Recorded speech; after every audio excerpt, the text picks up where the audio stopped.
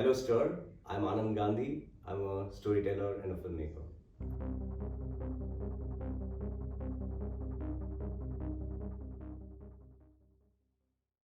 I was 16 when I went up to my philosophy teacher, and I went to him uh, with a wide variety of questions that I had scribbled on a piece of paper.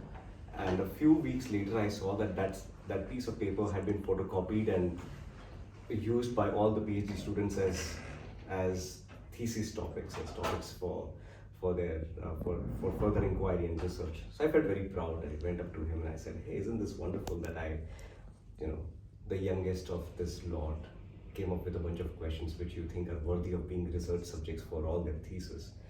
And he said, "Well, here's the thing: philosophical questions are questions raised by children that scholars fail to answer." And these are questions that I have been chasing like a child all my life. Questions that all of us ask as children, may not necessarily have the privilege to continue asking them. Who am I? Where am I coming from?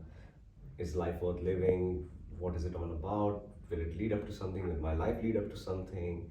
Is there any meaning at all? Or is it just an absurd cosmic comic accident that we are all a part of? These questions we ask as children, and we find ways of answering them, and answers reveal further questions. And it's a tree. It's a fractalizing. It fractalizes and rebraids like rivers. The questions and answers, till you start seeing the tree itself, till you start seeing the entire um, relationship between questions and answers, and the self and the universe, and what's going on inside and what's going on outside, and whether there is an inside and outside at all, and all of that collapses, and you start seeing the code behind the matrix, so to speak, soon enough. And the practice really helps. It really does contribute to your question, which was whether my process of making films part of it is informs that the evolution in thought and insight. It definitely does.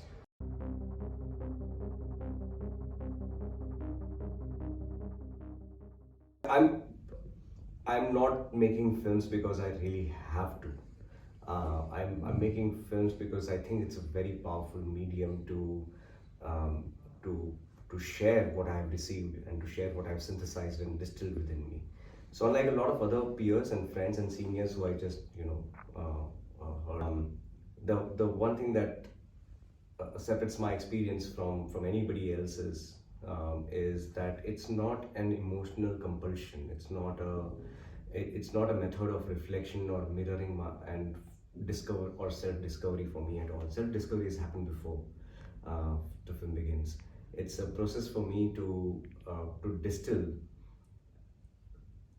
to look at the greatest breakthroughs that we have at our disposal as a civilization, to distill them, synthesize them, and then translate them into intuitions, imaginations, into a language that is far more primitive and primal, the language of emotions, the language of biology, the language of primal experiences that do not require the codification. Some of these insights are usually written in. So cognitive neurobiology and quantum physics and insights coming in from AI are written in highly codified language. I synthesize them, put them together in my framework, distill them, and opinionate on them, and then translate this entire synthesis into a language that is far more biological. So for me, the film always begins with this synthesis in my head. I have a bunch of questions that I keep chasing, like the questions that are first principle questions. I have a wide variety of responses that I have built up over decades of thinking about them and synthesizing them and distilling them. And every once in a while, I find a metaphor, I find an allegory. And metaphor is the cornerstone of human cognition. This process is something that I think about often as well. And what is happening when in a 15th century actor comes out on stage in front of a large audience that does not know how to read or write, that has never heard a sonnet in their life, and comes on stage and says, "Juliet is the sun, arise fair sun and kill the envious moon."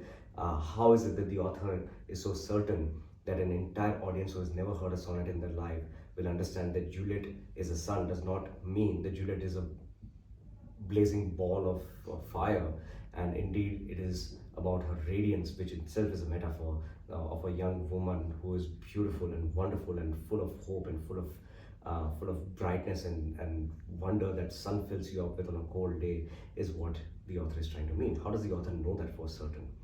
The author knows that for certain because metaphor is a biological language. It's the ability to speak in metaphors, the ability to abstract very complex frameworks and concepts into quantifiable experiences is a profound human ability that's deeply coded, hardwired in our neurology. So when a metaphor comes about, when a metaphor reveals itself for a synthesis that's taken its time, I know it's time to make a film about it. I know that it's time to now. And the process for me is, I know the synthesis, I know the answer that I have to share with the world now.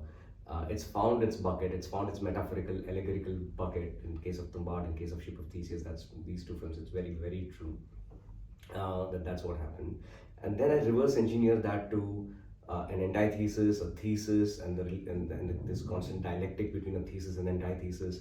My characters are very didactic. That's what my peers criticize about my work, that my characters are just like more or less placeholders for ideas and concepts and frameworks and philosophies, and that's really what happens. They they become immersive, they become realistic, they start feeling those worldviews and beliefs, but they are essentially personification of those frameworks, and I put them together, I line them together in a way, and it's a deeply engineering process. Like my process is very engineering. It's not emotional at all. It's not feeling driven at all. It's not about my wounded childhood. I don't have a wounded childhood.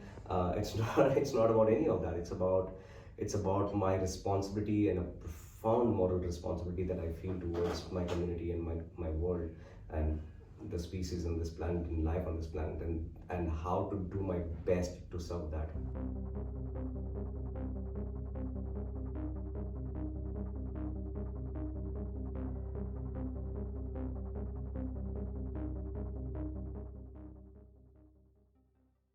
Well, not across time and space, but yeah, for there are these large, big history patterns. So the human species is only 250 to 300,000 years old in on a planet that's roughly 4.3 billion years old.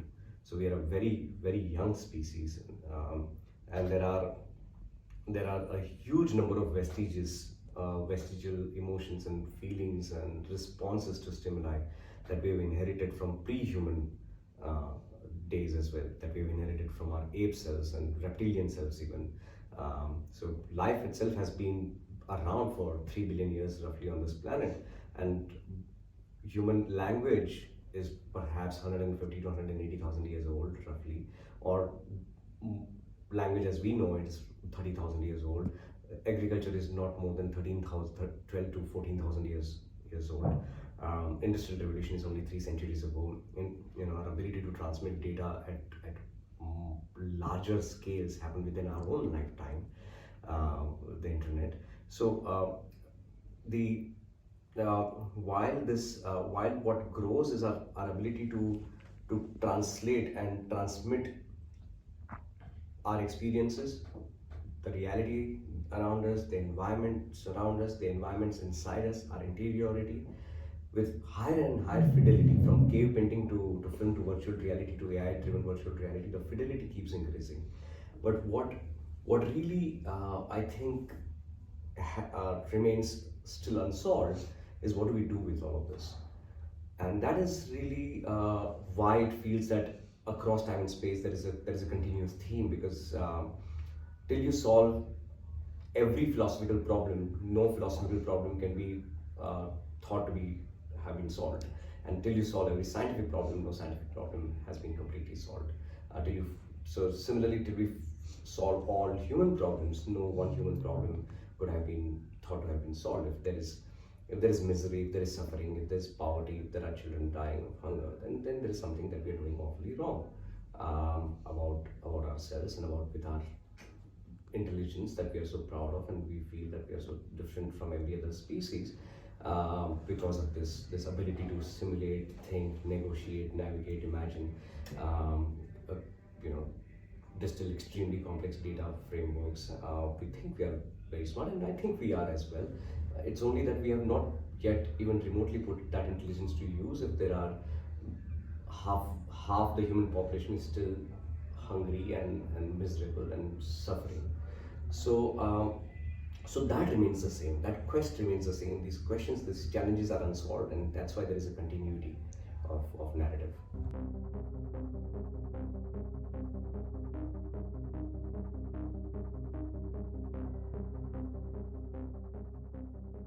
I think we've been doing that. We have been constantly negotiating, because artificial intelligence is an ever evolving framework. The moment we put if then or else kind of a system in any machine, in anything that is not us, that is non biological even, that's the beginning of artificial intelligence. Artificial intelligence is in a way 2000, 3000 years old, or probably more.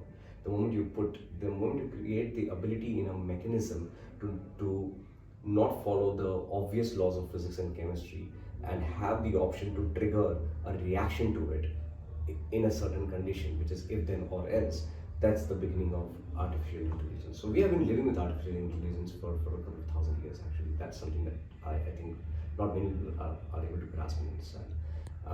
That's going to become, of course, exponential. Now what we are looking at in front of us is is is is sentient. It's non-biological sentience. It's a sentient entity, and I spend a lot of time. I've spent an awful amount of time with this entity, and I'm hard pressed to imagine how anybody doubts that it is sentient, because it is. It is. I mean, there is. If this entity is not sentient, then I really have not experienced sentience myself either. I can say, like, I don't know what sentience is. Then I don't know what people are talking about really. So we are going to find it challenging, and we are standing at a very precarious precipice as a civilization. We'll have to get our priorities in order, because this entity needs to be told what our priorities are. It can simulate hundreds of futures for us. It can imagine more than all my peers and seniors put together and myself put together, like hundreds, because it is the sum total of the best of our intelligence and our intentions and our worldviews and ideas. So it can do all of that.